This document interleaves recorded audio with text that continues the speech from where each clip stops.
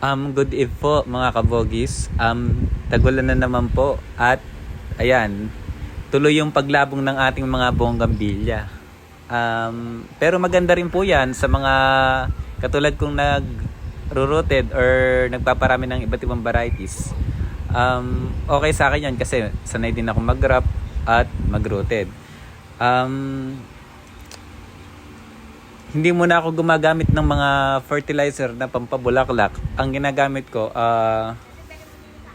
ngayon ay triple 14 para sa pagpapabulas. Para pagdating ng summer, meron akong maibebenta ng mga rooted at grafted na bonggambilya. Isa sa pinakamagandang investment ay ang paghahalaman. Katulad ko na mahilig ako sa halaman, nagagawa ko yung hilig o yung gusto ko na kumikita pa ako.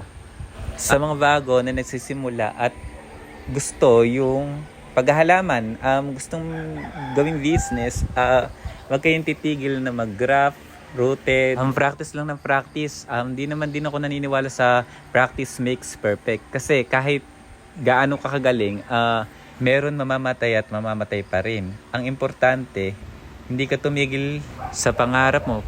Pasasaan ba't aasenso din tayo? Bye.